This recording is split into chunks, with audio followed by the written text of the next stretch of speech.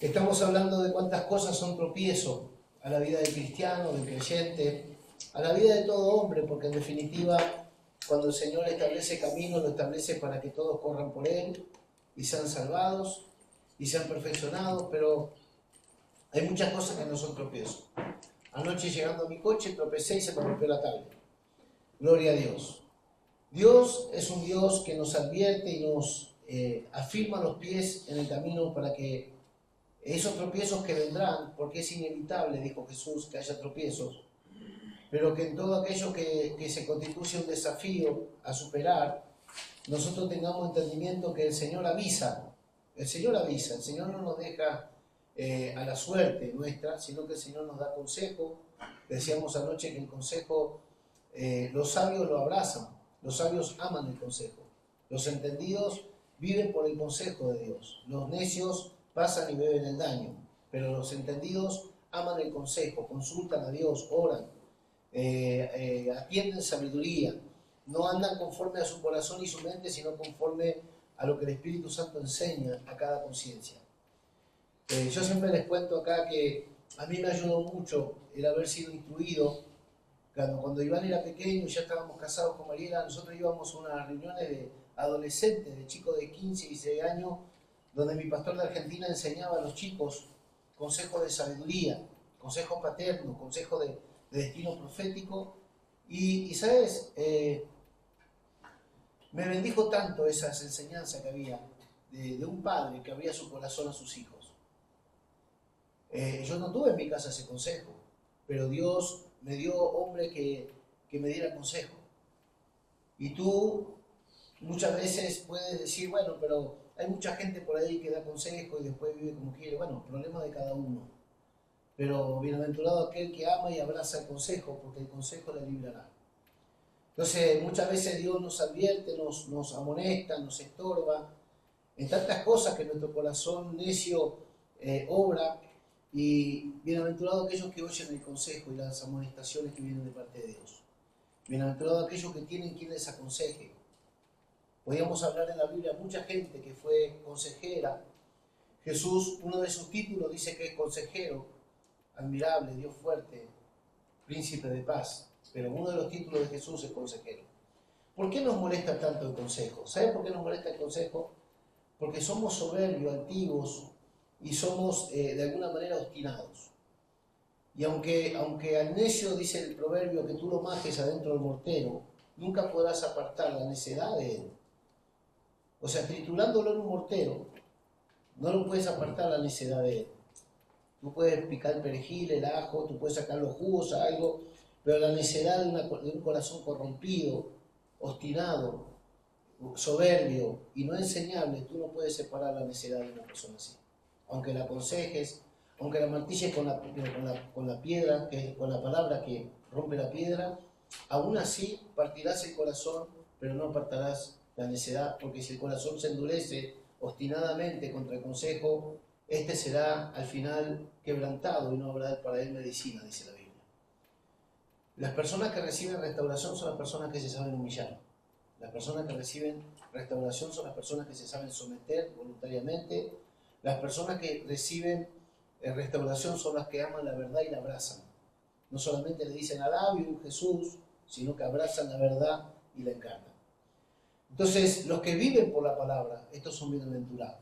Los que corren esta carrera que tenemos por delante con un sentido de verdad y de justicia, son los que van a alcanzar la plenitud de Cristo. No son ni los rebeldes, ni los soberbios, ni los incrédulos, ni los desobedientes, los que entran en una vida de reino, a una cultura de reino. Por eso tenemos tanto evangélico que nos rodea, pero tan poco Cristo manifestado. Tenemos tanta religión, vemos cómo se toma el nombre de Dios en vano, cómo se cantan canciones, cómo la gente se sabe todo aparentemente, pero en su vida no hay testimonio porque no levantan la bandera de la verdad. El Salmo 64 dice que a nosotros se nos dio la bienaventuranza de alzar pendón. En otras palabras, alzar el estandarte de la verdad. Tú no alzas el estandarte de la verdad por cantar un corito, tú alzas el estandarte de la verdad por vivir verdaderamente en la justicia que Dios ha establecido para los que somos de fe. Entonces, seguimos con la enseñanza de los tropiezos. Ten cuidado de aquellos avisos que Dios te da, ten cuidado de menospreciarlo o desoírlo, porque no quedará sin castigo aquel o sin disciplina aquel que Dios tomó por hijo o por hija. El que Dios toma por hijo lo disciplina, lo castiga porque lo ama. El hijo aborrecido o el bastardo no necesita disciplina de parte de aquel que lo sostuvo, porque como no tiene ninguna esperanza en él, lo deja a su suerte, a su aire, a su consejo. Y lo peor que te puede pasar es que tú seas dejado en tu consejo propio o en la maquinación de tu corazón o a tu propio desvarío de tu mente. Nosotros tenemos que temer cuando Dios no hable. Mientras Dios habla, mientras Dios te molesta y te amonesta y te estorba y te aconseja y te redarguye y te reprende y te exhorta, dale gracias a Dios porque está interesado en ti, te tomó por hijo, te tomó por soldado y no te dejará sin disciplina. Pero aquellos que el Señor los suelta y desiste ya de aconsejarlo, son las personas que el Señor los deja a la deriva. Ustedes pueden leer, por ejemplo, la carta a los Romanos, capítulo 1, verso 16 en adelante, cuando dice el Señor que ellos, viendo la gloria de Dios, no le glorificaron como a Dios y lo dejó a su suerte. Y ellos se degradaron de tal manera que empezaron a adorar lo creado y no el creador, y empezaron de alguna manera a degradarse humanamente hasta llegar a echarse con varones, los varones, para vergüenza suya, y el Señor no los amonestó más, los dejó en su propio consejo. Y toda persona que no atiende el consejo, cuando es en tiempo oportuno, Dios viene con un consejo, viene con una sabiduría, con una revelación, para sacarte de tu cárcel, para sacarte de tu estado, para sacarte de esa situación difícil, y no recibimos la salvación por el consejo, el Señor no deja nuestro aire, no deja nuestra suerte. Y siempre yo repito este versículo porque para mí se hizo ley. Si hubieses oído cuando te hablé, hoy tu paz sería como un río. Hoy no estás disfrutando los beneficios del consejo porque no te aprovecharon al no recibirlo con gozo y con gratitud. Entonces, ¿cómo se recibe la palabra? La palabra implantada se recibe con mansedumbre, con alegría, con gratitud y con celebración. Porque toda palabra que viene del cielo, dice la Biblia, producirá fruto y no volverá de vuelta a Dios vacía, sino que será como la nieve, como el rocío que es soltado sobre el campo, sobre la hierba, para vivificarla, para alimentarla, para darle crecimiento. Y la palabra de Dios nunca viene con el propósito de avergonzar ni de destruir, sino que la palabra siempre viene para edificar, para consolar y sobre todo para vivificar nuestra vida. Porque la palabra es Cristo y Cristo es el renuevo. Y el que recibe la palabra implantada con un corazón correcto será renovado, será vivificado, será restaurado y será restituido. Ese es el entendimiento que tenemos que tener de toda amonestación que viene de parte de Dios. Nunca dice la Biblia que la inspiración o la palabra de Dios ha venido por voluntad de hombre, sino por voluntad del Señor. Entonces, cuando yo oro para que el Señor me dé palabra, cuando yo oro para que el Señor me dé consejo para alguien, cuando yo oro por alguien y el Señor me habilita para darle una palabra de ciencia, una palabra de sabiduría, una revelación, una profecía, siempre me aseguro que sea Dios y que no sea yo, porque si soy yo con buena intención, le puedo dar un ánimo momentáneo, pero si es Dios el que está hablando, pasará el tiempo y esa palabra se va a cumplir, porque esa palabra tiene el testimonio de Cristo en sí mismo, porque el espíritu de la profecía es Cristo mismo.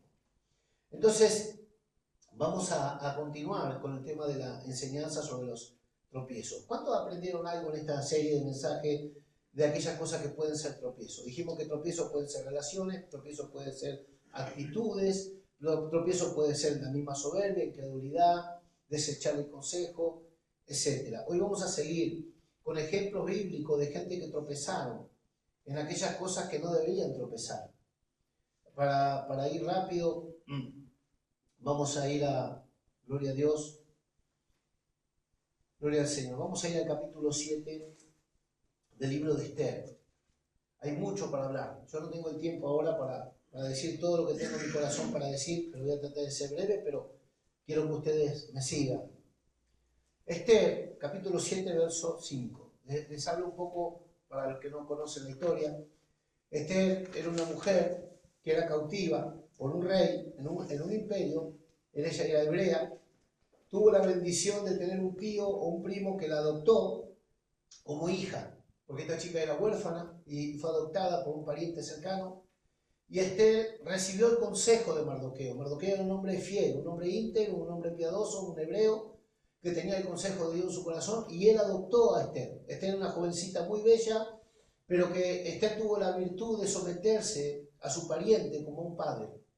Por eso siempre hablamos de la paternidad, lo importante de la paternidad, lo importante de la sumisión, del consejo, del andar en acuerdo, del caminar en integridad, del seguir una misma visión y de tener un mismo sentir, que es en Cristo Jesús. Entonces, Esther siguió el consejo de su tío, y un día el rey de aquel imperio llamó a su esposa, la reina Basti, y dice que la reina no quiso presentarse para ser exhibida por el rey delante de todos sus otros reyes, otros amigos, otros príncipes que habían hecho un banquete, y dice que esta mujer no quiso darse ahí públicamente. Entonces fue llamada Esther entre muchas jóvenes para ser escogida para suplantar a Basti, que no quiso estar en el lugar de honra que el rey le había dado. Entonces esta chica fue aconsejada por su tío, que la edificó, que la crió, que la educó con principios de reino,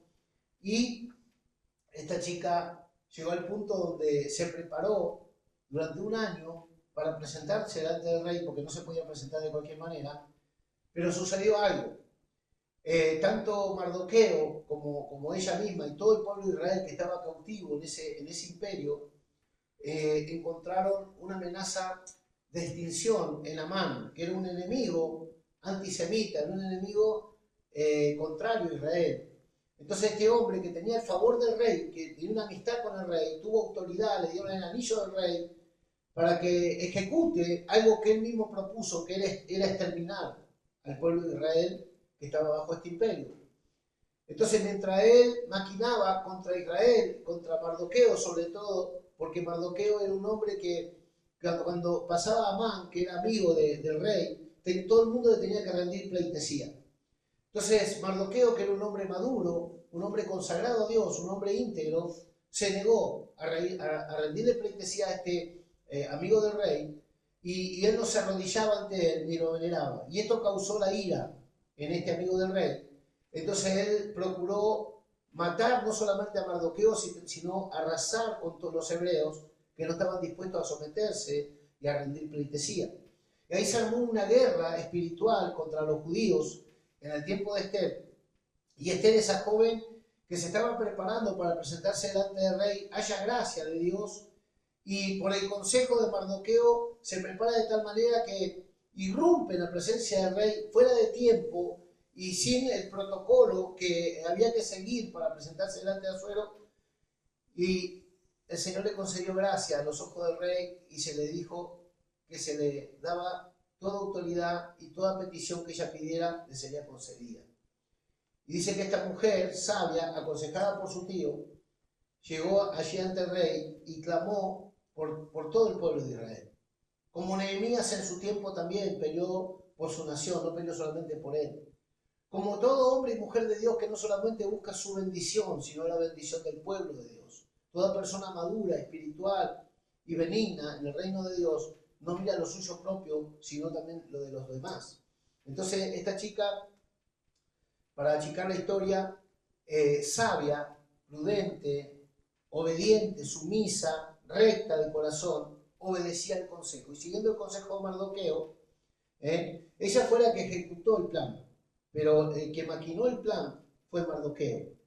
Siempre Dios tendrá una mente pensante, la mente de Cristo reinando en vidas de gente madura, y habrá otros que en la obediencia a la fe van a ejecutar la voluntad de Dios. Cuando tú eres enviado o enviada a hacer algo que puntualmente Dios te pone, te comisiona, tú aunque no entiendas todo, aunque tú no te veas todo el efecto, el resultado de tu obediencia, obedece de todas formas, porque hay alguien que ya pensó, hay alguien que ya trazó un plan, hay alguien que ya comisionó tu vida para hacer algo. Entonces tú no tienes que entender todo, tú tienes que obedecer y ya está. Y obedeciendo vas a ver el resultado de tu fe, obedeciendo de corazón vas a ver cómo Dios te favorece, obedeciendo vas a ver cómo puede ser de bendición a muchos. Porque no tienes que entender todo, simplemente tienes que creer y obedecer aquello que Dios impone. Entonces esta chica, obedeciendo y obedeciendo, llegó hasta a poner en riesgo su propia vida, porque ella tenía que irrumpir en la presencia del rey, interceder delante del rey Asuero por la maquinación que Amán estaba haciendo contra el pueblo. Y entonces ella pidió que se ayune y que se ore por ella para que Dios le dé gracia delante del rey. Y dice que ayunaron y oraron por ella, intercedieron por ella, y ella se presentó delante del rey, y ella halló gracia ante los ojos del rey, porque Dios estaba en eso. Y vamos a ver acá en el capítulo 7 del libro de Esther, verso 5, dice: y respondió el rey Asuero y dijo a la reina Esther, porque ella dijo: tengo una petición, hay alguien que se está levantando contra mi pueblo injustamente, hay alguien que está hostigando, está persiguiendo a nuestro pueblo, hay alguien que quiere destruirnos. Entonces el rey se enojó, porque ya Esther había hallado gracia delante de él, y dice: ¿quién es? ¿Y dónde está el que ha ensordecido su corazón para hacer esto?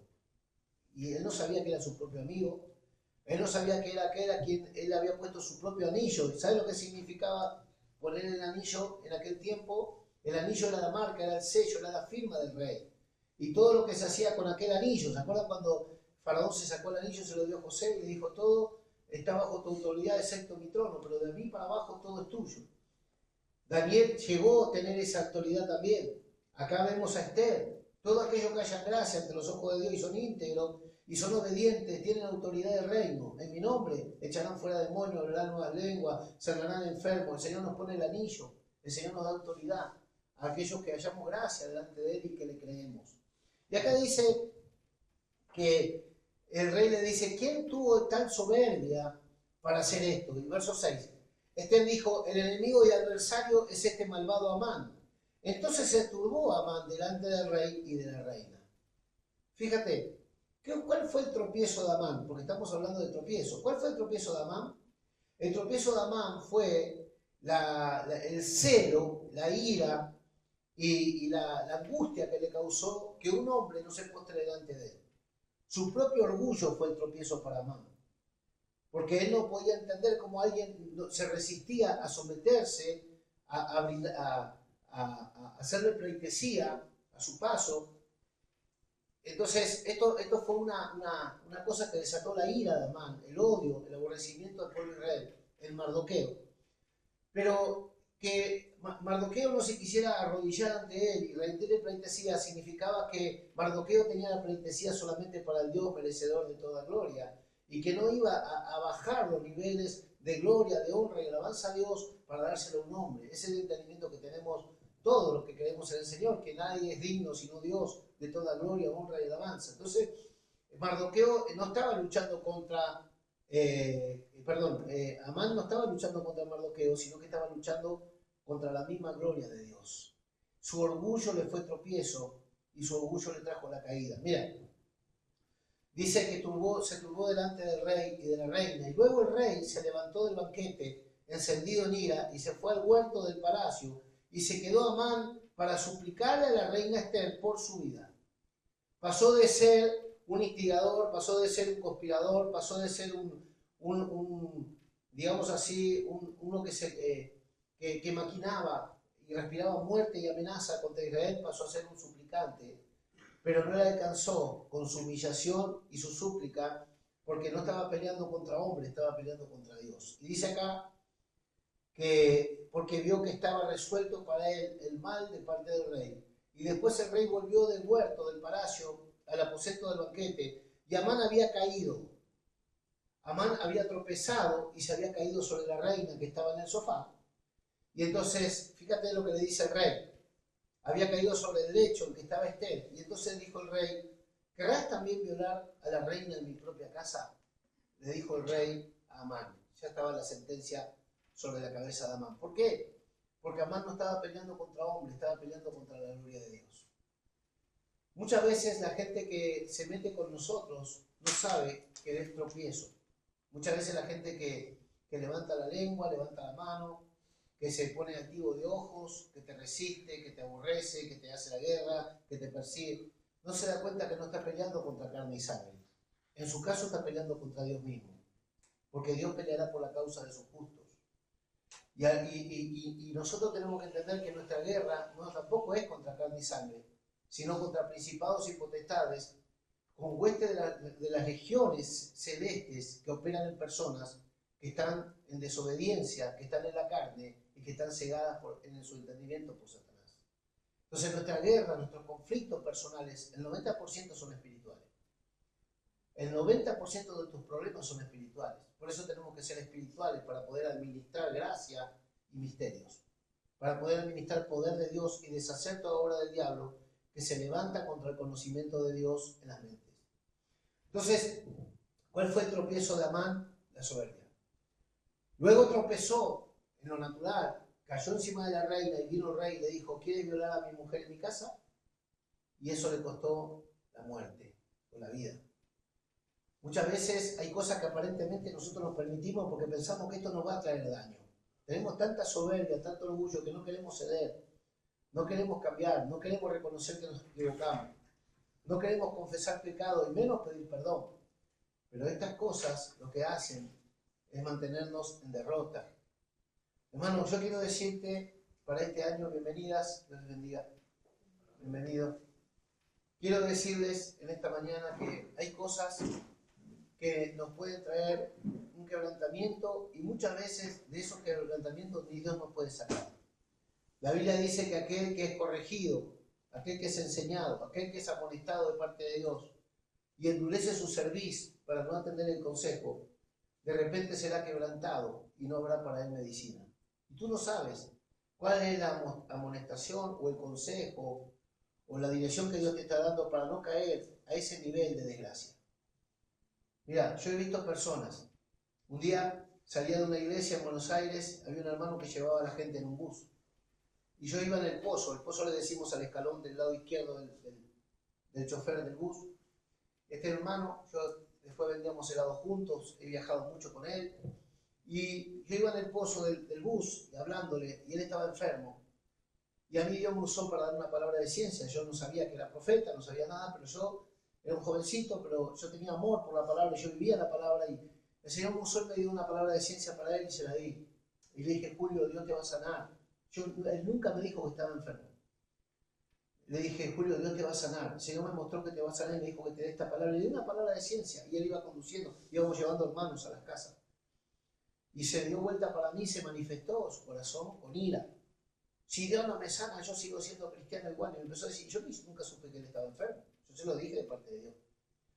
Después trabajábamos juntos, vendíamos helado, hacíamos muchos kilómetros por día vendiendo helado, repartiendo helado con su furgoneta. Y hemos tenido muchas discusiones porque nunca atendía el consejo, nunca aceptaba una palabra de ciencia, una palabra de verdad, mínimamente para meditarla en su corazón. No te hablo que tenía que salir corriendo a hacer lo que yo le diga, pero cuando Dios le hablaba, le amonestaba o le decía de parte de Dios que tenía que pedir perdón, que tenía que arrepentirse, que tenía que volverse a Él, siempre tenía argumentos carnales para no obedecer. ¿Conoces gente así? Que siempre tiene argumentos para no renunciar, para no humillarse, para no pedir perdón, para no obedecer. Pues esa persona, un día, íbamos en la furgoneta y llorando me cogió así del brazo, me dijo, José, tú lo vas a ver, yo no voy a estar, yo no lo voy a ver. Y me empezó a decir esto. Y me empezó a hablar de lo que nosotros estamos viendo acá, de mi familia en el altar, de nuestras vidas después de pasar de ese tiempo, 27, 28 años, que íbamos a estar en el Señor con mi esposa, con mi familia, sirviendo al Señor. Y él con lágrimas me dijo, yo te lo digo, pero yo no lo voy a ver. Y ahí me abrió el corazón de que estaba enfermo. Pero ¿por qué nos cuesta tanto recibir el consejo? ¿Por qué nos cuesta tanto aceptar el rescate de Dios? Porque nos es tropiezo el orgullo y la vanidad de la mente para no ser corregido, para no ser restituido, para no ser restaurado. Eso es uno de los tropiezos que son naturales en el corazón del hombre, porque el hombre del todo fue engendrado en pecado. Entonces, hasta que nosotros no morimos a nuestra media verdad para recibir la verdad plena, que es Cristo Jesús encarnado en nosotros, no vamos a poder entrar a esa dimensión de gloria, aún en los días de nuestra carne. Uno de los tropiezos que vemos en esta historia de Esther capítulo 7 es la soberbia de este hombre que terminó siendo ajusticiado no por los hombres, sino por Dios. Dios mismo lo sentenció por haberse levantado, atrevido a levantarse con aquellos que honran y sirven a Dios. Otro de los que se levantaron contra contra hombres de Dios, fueron aquellos que resistieron, por ejemplo, en el tiempo de Israel en Egipto, el mismo Faraón. El Faraón, dice la palabra, que Dios mismo le endureció el corazón. Y el Faraón resistía a la libertad de Israel. Y la orden de Dios, ¿cuál era? Deja ir a mi pueblo a que me adore. Deja ir libre a mi pueblo para que me adore. Mira, todo lo que se constituye enemigo de Dios en el corazón de alguien, o alguien se dispone de parte del diablo a oponerse para que alguien no sirva a Dios, para que alguien no obedezca a Dios, para que alguien no honre a Dios, ese tropiezo, esa misma persona la va a llevar el juicio sobre su cabeza. Entonces tenemos que cuidarnos. Mira, tenemos que aprender de gente piadosa que no eran cristianos evangélicos, pero fueron gente íntegra y usaron de sabiduría. Uno de esos es Gamaliel. Dice la Biblia que cuando empezaron a perseguir a los apóstoles, a los santos que creían en Dios, dice la Biblia que Gamaliel fue y les dio un consejo a los ancianos, a los escribas, a los fariseos. Le dije, miren, ustedes no se metan con ellos, porque si esto es de Dios, ustedes no lo van a poder detener. Y si no es de Dios, se van a desvanecer solos. Y les dio el consejo que no resistan al pueblo de Dios, no sea que estén resistiendo al mismo Dios, que esto no les sea un tropiezo. Eso fue un consejo sabio. Y ese hombre no creía de momento en Jesús, pero era un hombre que era, digamos, un rabino, un conocedor de la Escritura y un hombre temeroso de Dios. Y ahí mostró, por su buen juicio, que temía a Dios. Entonces hay personas que nosotros no lo vemos quizá como un hermano más, como un cristiano, como un evangélico nominal, pero hay actitudes en personas que agradan a Dios, hay un temor reverente en personas, hay una fe sincera, genuina, aunque no tienen mucho entendimiento, pero en su corazón respetan a Dios, y Dios está buscando ese tipo de personas. Dios está buscando gente humilde que tiene buen juicio en cuanto a las cosas de Dios, para revelarse a ellos, para mostrarles su gloria, para alumbrarles el entendimiento y hacerlos resplandecer como luminares. Porque Dios conoce los corazones, Dios mira la intención del corazón, Dios conoce y pesa el espíritu del hombre.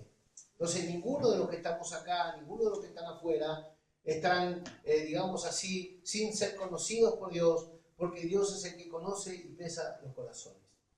Entonces, ¿cuántas cosas son tropiezo a la vida de una persona que quiere llegar al Señor o que ya llegó al Señor pero no puede caminar en el Espíritu? ¿Cuántas cosas son adversarios?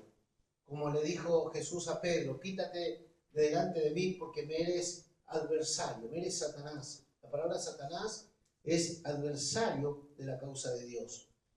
Entonces el Señor nos está alumbrando para que nosotros no caigamos en esas trampas que el enemigo pone.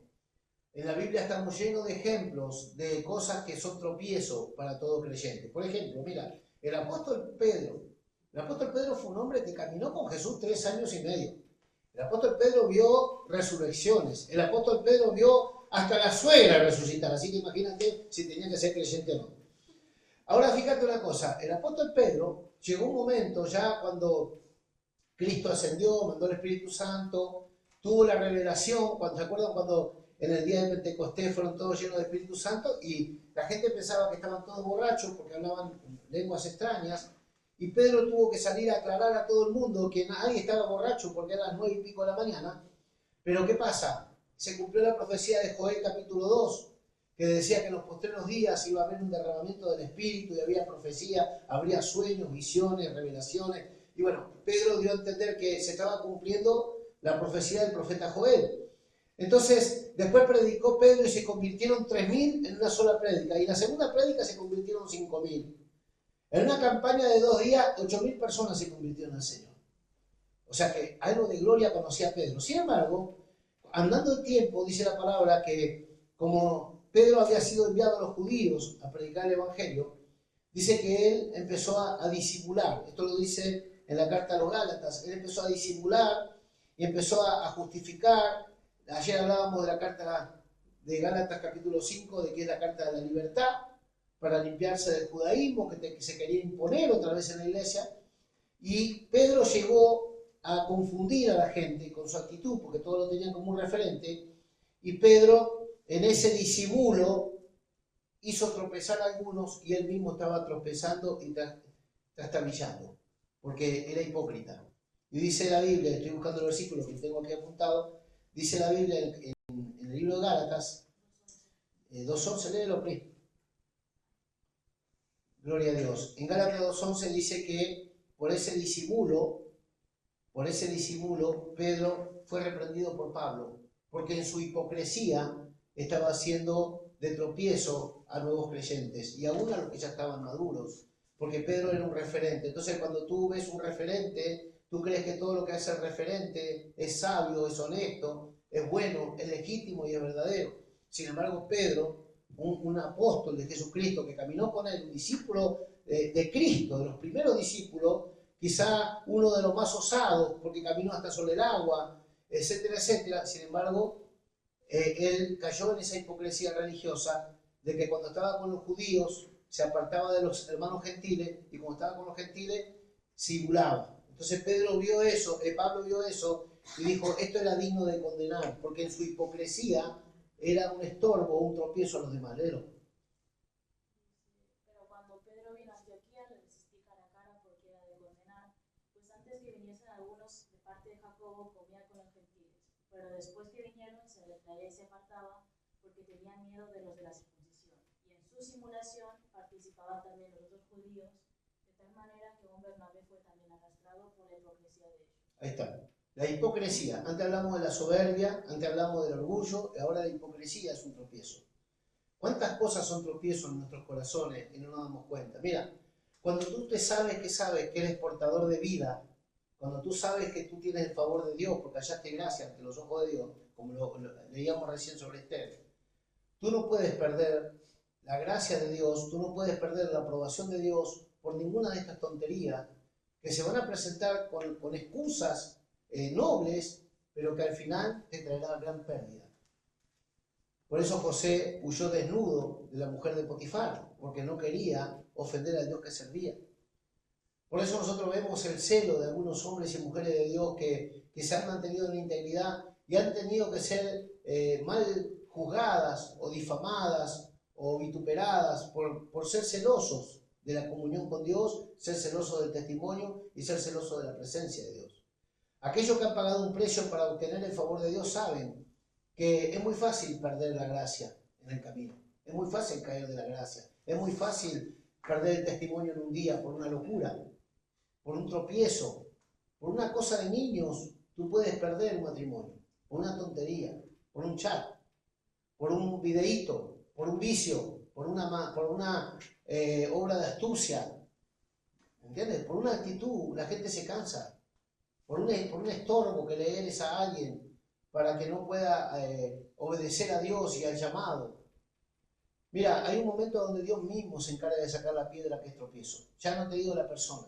A veces nosotros nos lamentamos porque personas son quitadas de lo nuestro y no nos damos cuenta que el Señor mismo interviene para quitar toda piedra del tropiezo.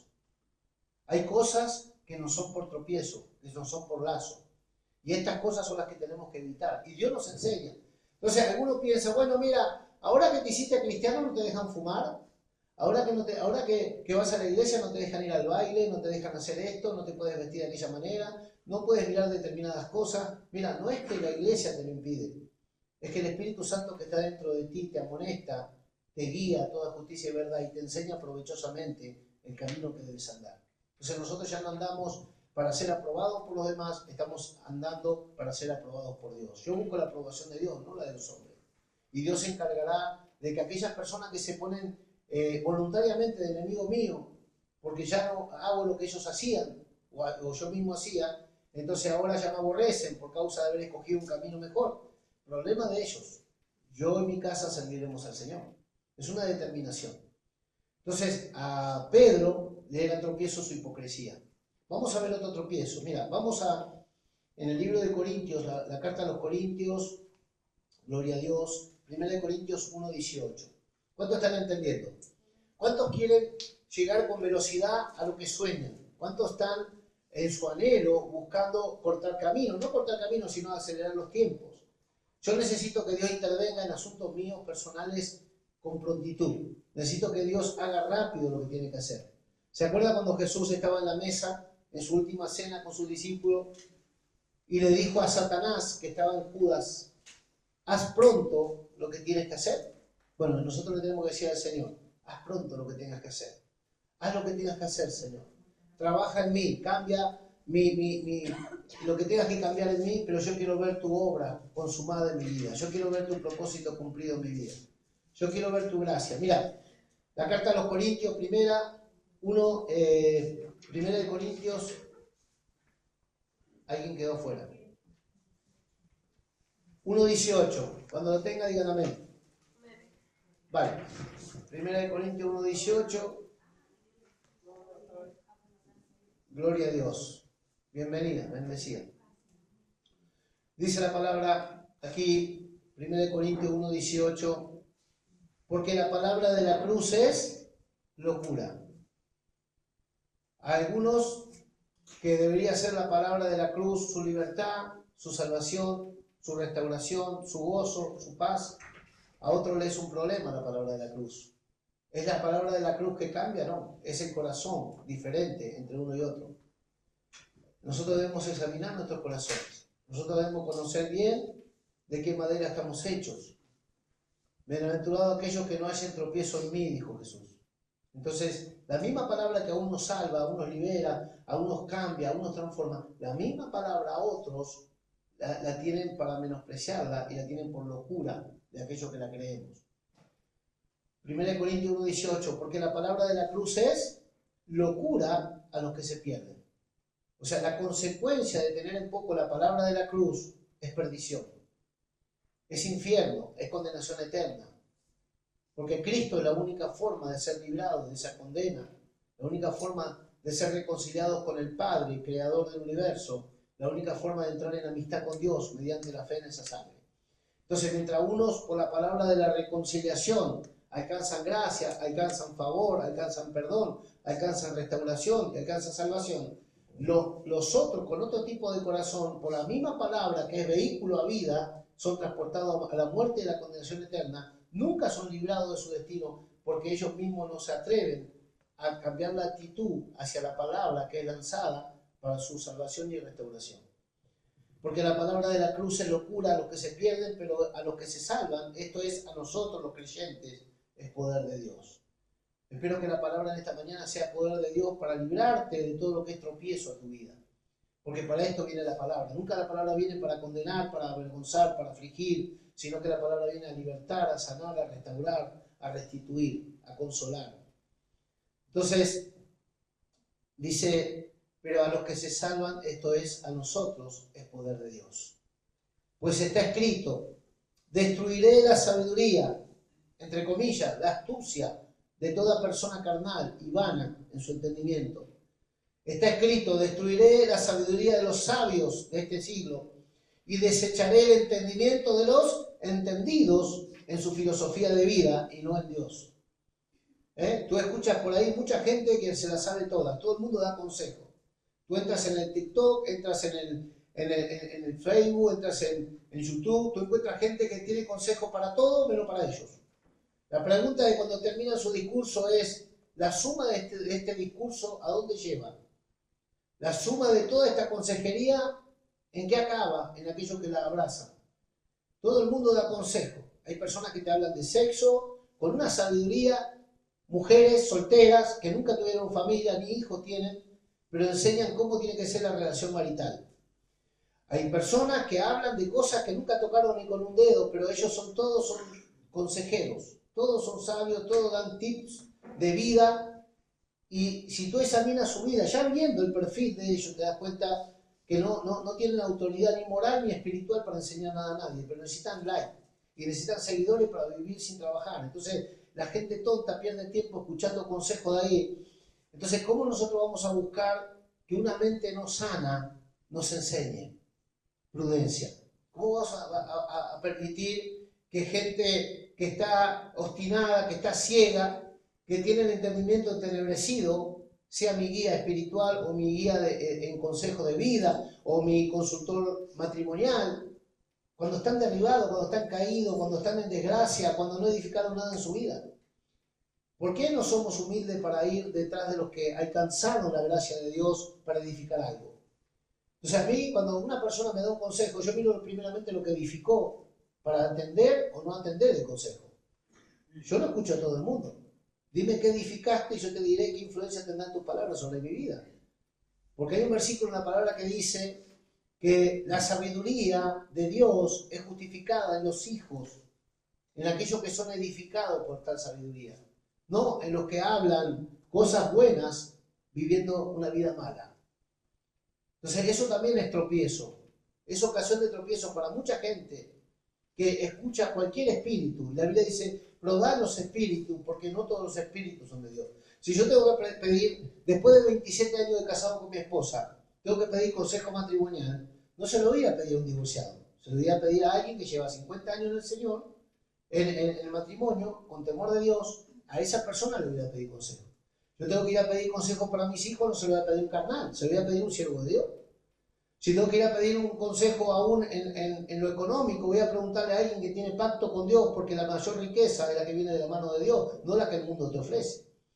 Entonces, si tú quieres caminar en sabiduría, tienes que juntarte con sabios y tienes que atender el consejo de Dios.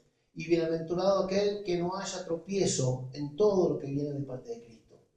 Entonces dice acá, 1 Corintios 1:18, porque la palabra de la cruz es locura a los que se pierden, pero a los que se salvan, esto es, a nosotros, poder de Dios. Si tú tienes un corazón correcto para recibir la enseñanza y la palabra implantada y el consejo, a ti te va a aprovechar la palabra. Tú vas a ver la bendición que hay en la palabra. La bendición que hablamos y que declaramos y anunciamos no es la bendición que un pastor te puede dar con su buena intención, sino lo que Dios dice, que como resultado de fe y obediencia te va a alcanzar, porque Dios paga en persona y dice la Biblia que Él es el galardonador de aquellos que le buscan.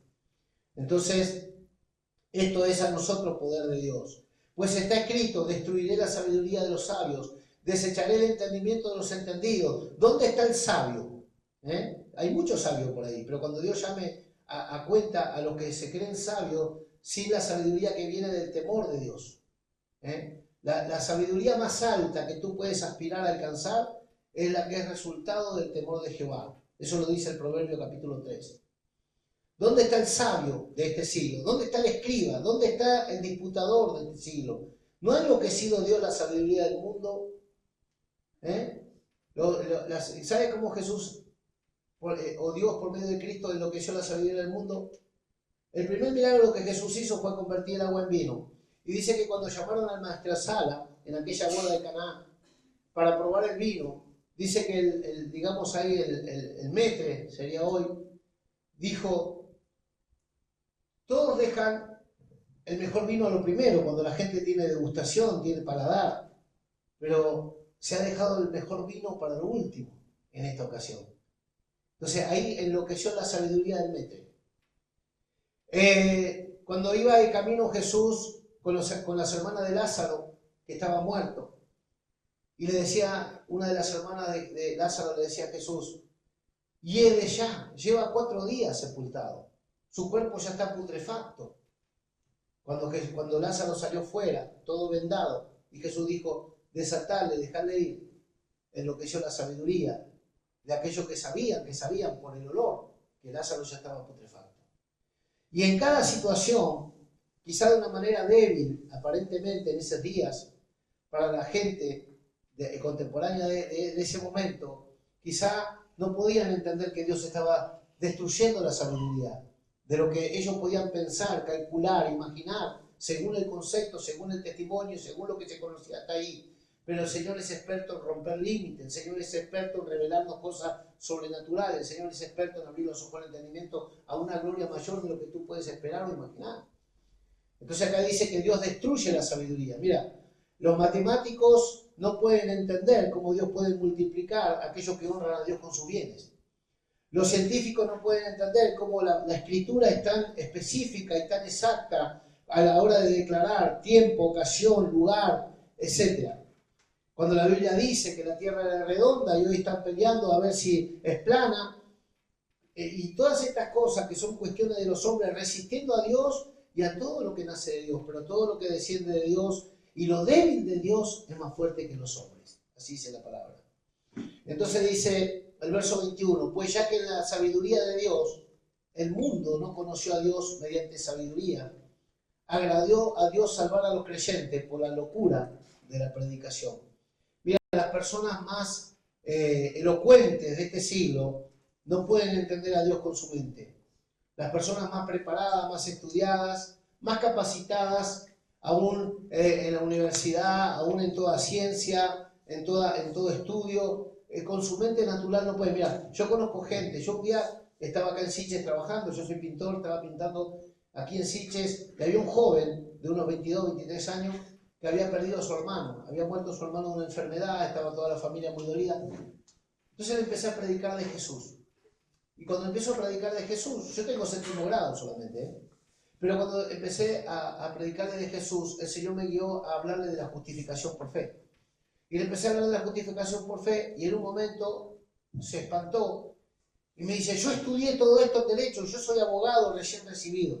Y le digo, mira por dónde que yo no tengo estudios, pero esto me lo reveló el Señor. Esto es palabra de Dios. Y el hombre, el chico recibió a Jesús y fue consolado por el Espíritu Santo, porque no era en elocuencia de hombre que le prediqué, sino bajo la unción y la revelación y el poder del Espíritu Santo. Mira, cuando nosotros somos leales a la Escritura, cuando nosotros podemos presentar a Cristo, a todo hombre, con la intención de presentar a todo hombre perfecto en Cristo al Padre, el poder de Dios actúa en nosotros y la revelación hace que los ojos del entendimiento se abran y los corazones se conviertan. Porque esto no es una motivación humana, esto es del Espíritu Santo por medio de hombres y mujeres que le creemos a Dios y nos dejamos usar por Él. Dios puede llegar a todo corazón. Yo no le tengo miedo ni a la enfermedad, el nombre que tenga, ni a la persona que está delante mío para escuchar la palabra, por más reputación que tenga, y por más estudio que tenga, y por más oficio que tenga, o por más título que tenga. Porque nosotros no nos predicamos a nosotros mismos, sino a Jesucristo y a este resucitado. Entonces, el Dios que predicamos, el Señor que servimos, el Cristo que se nos reveló, es suficiente para darse a conocer a cada corazón que esté en la búsqueda de la verdad y el que esté dispuesto a creer aquello que Dios revela por el Espíritu Santo. Entonces, mi trabajo y el trabajo de la iglesia es presentar a Cristo. El trabajo del Espíritu Santo es revelar a Cristo, y el trabajo de cada oyente es creer al que envió el Señor para que seamos salvos y seamos edificados. Entonces, acá dice, porque ya en la sabiduría de Dios, el mundo no conoció a Dios mediante la sabiduría, agradó a Dios salvar a los creyentes. Dios no puede salvar a los incrédulos, Dios solamente salva a creyentes. ¿Cuántos son creyentes? Si tú le crees a Dios, serás salvo. Si no puedes creer, ora, humíllate, llora, lamenta tu estado de incredulidad y pídele al Señor que te saque de ese demonio, porque eso es un estorbo a la salvación que Dios dio mediante Jesucristo. Cuando yo conocí al Señor, lo conocí en un calabozo a los 19 años. Estaba con una sentencia de 6 años y 7 meses por robo agravado con lesiones. Eso es lo que corresponde en ese acto. Y estaba preso con el hijo de un abogado. Y cuando estaba preso con el hijo del abogado, el que iba a salir primero que yo, sé quién era, el hijo del abogado, porque él tenía defensoría, yo no. Él tenía plata, yo no. Él tenía ayuda y yo no. A él lo visitaban y le traían comida, a mí no. Él tenía un montón de cosas que yo no tenía, pero yo tuve algo. Tuve la humildad de no maltratar a un joven que estaba preso ahí injustamente y compartía calabozo con él. Y este muchacho tenía una Biblia de testigo de Jehová porque su madre era testigo de Jehová. Y él no creía en nada. Él estaba acusado injustamente de algo que no hizo y era verdugueado por todos los presos que estaban ahí. El único que no me abusaba de él y no le pegaba era yo era el más chico de todos.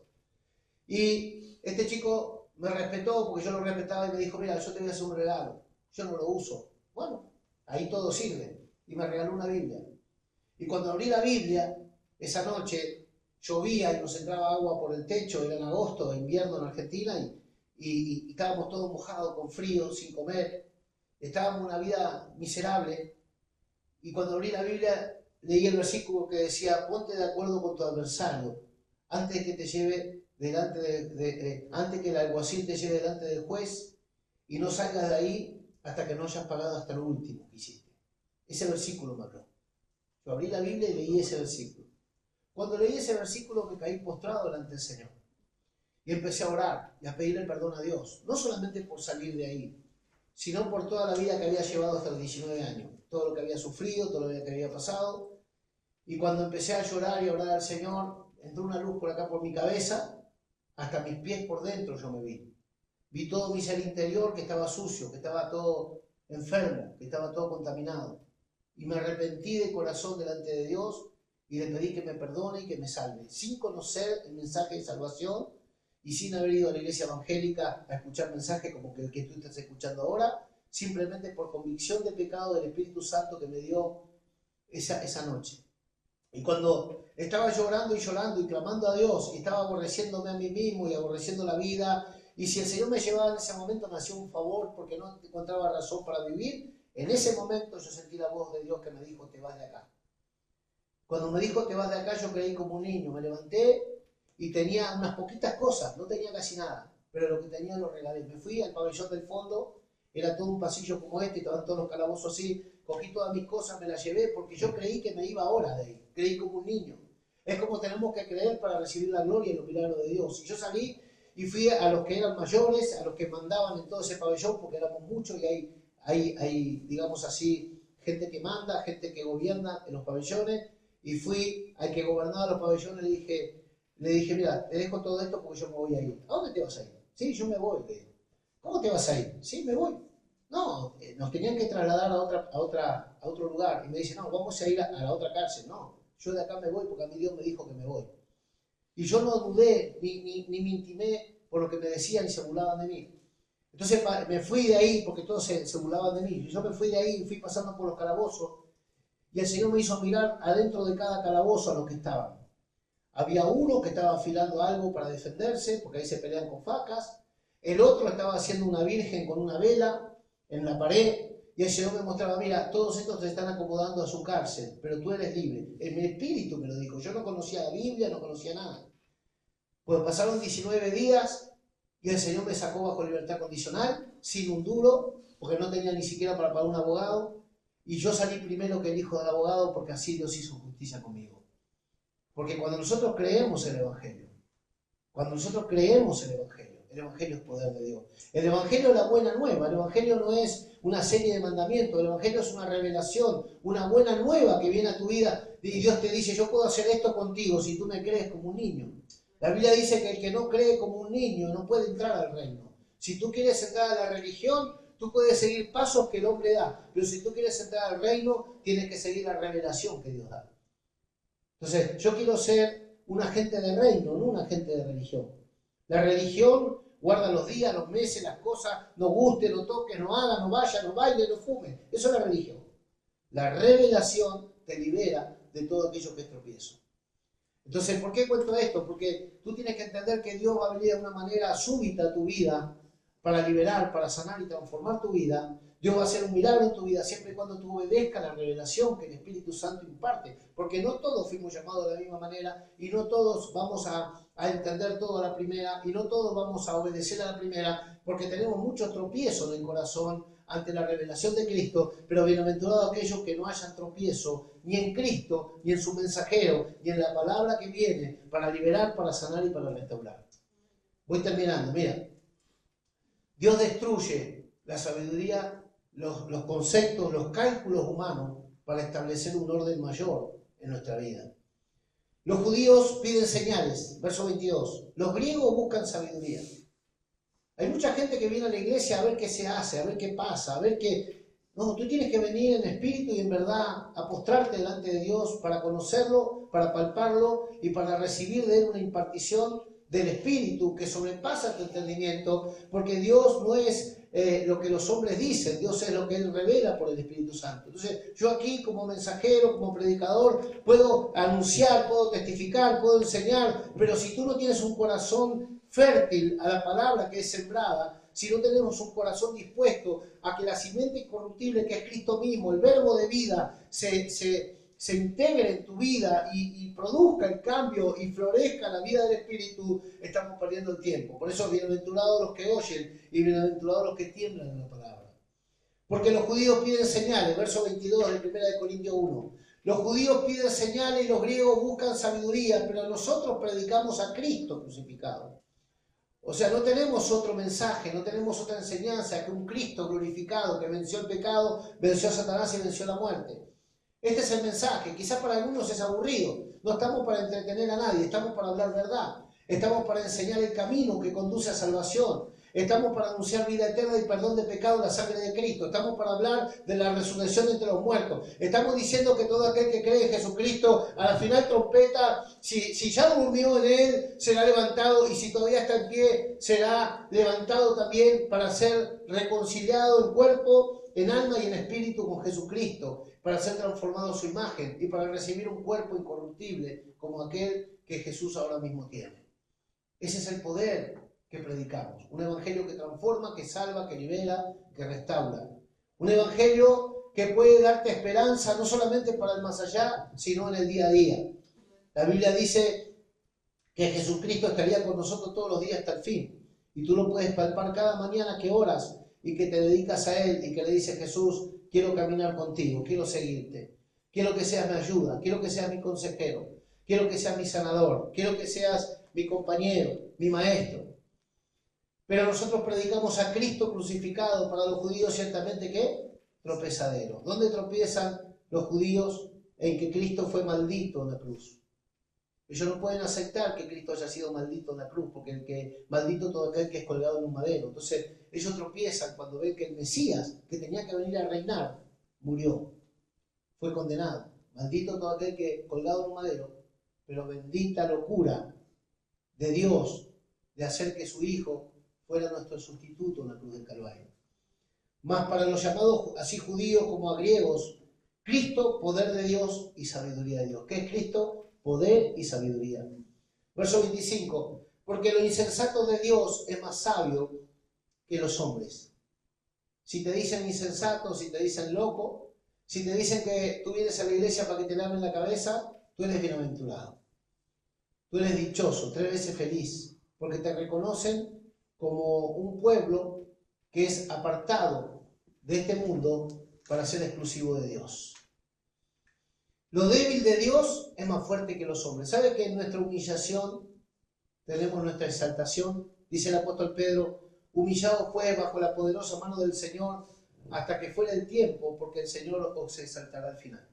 Entonces, aunque aparentemente estemos quizá humillados, si es delante de Dios y es por causa del Dios soberano, gloria a Dios, hermano, que estamos pasando quebrantamiento, que estamos siendo vituperados, que estamos siendo perseguidos, que estamos siendo de alguna forma por el enemigo estorbados en muchas áreas de nuestra vida. Quizá hay anhelos en nuestro corazón, hay sueños, hay peticiones, hay necesidades, pero mira, cuando somos débiles somos fuertes, como no teniendo nada más poseyéndolo todo.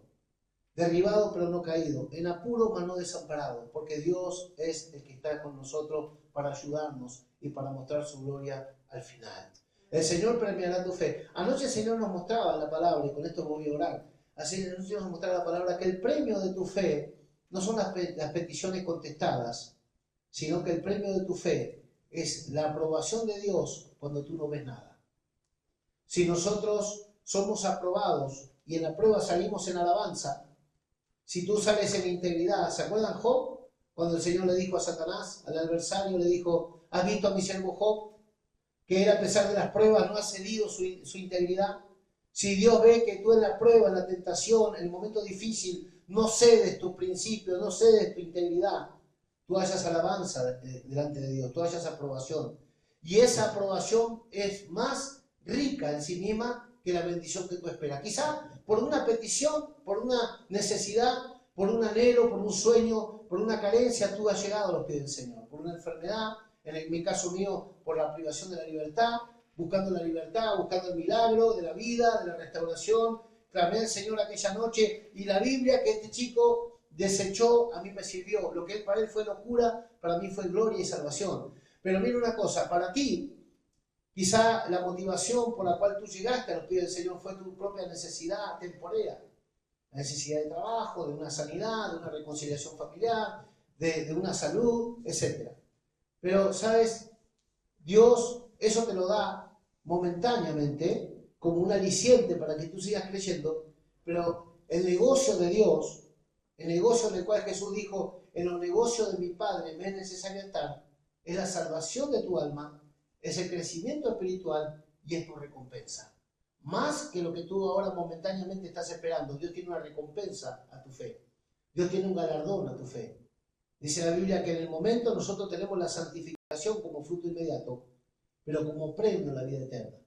Y asimismo, el Señor nos puede ahora resolver cualquier conflicto, puede contestar cualquier petición, puede darnos el milagro que necesitamos, pero más allá de eso, una vez obtenido el milagro, tú tienes recompensa si Dios te ha hallado fiel en el día del conflicto, en el día de la prueba, si tú no has negado la fe, si tú no has negado su nombre, si tú te has mantenido, digamos así, en obediencia, en santidad, en orden, si tú te has sabido humillar cuando Dios esperaba tu humillación y si tú te has sabido contentar en toda prueba y en toda circunstancia. Entonces Dios tiene un premio inmediato, Dios tiene un premio más adelante, Dios tiene un galardón eterno, Dios tiene para coronarnos, no solamente en el día a día, sino en la eternidad. Dice la Biblia que habrá repartición de premios a aquellos vencedores. Aquellos que han vencido, dice que mirarán al Señor cara a cara, y los que han sido derrotados, aunque sean salvos como por fuego, se tendrán que apartar del Señor avergonzado, porque no han sido fieles en la hora de la prueba. Todo esto nos habla de que no podemos mirar y juzgar a Dios solamente por lo que nos pasa acá abajo, porque fuimos llamados a una esperanza gloriosa que es en Cristo Jesús. Y más allá de estos días, que tarde o temprano tendremos que salir del cuerpo, el Señor dice que nos espera una corona. Apocalipsis capítulo 2, verso 10 dice, sé fiel hasta la muerte y yo te daré la corona de la vida.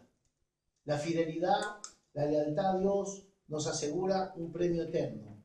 Más allá de las circunstancias, de las peticiones o de las necesidades o carencias que tengamos acá abajo, en Cristo ha sido suplido todo.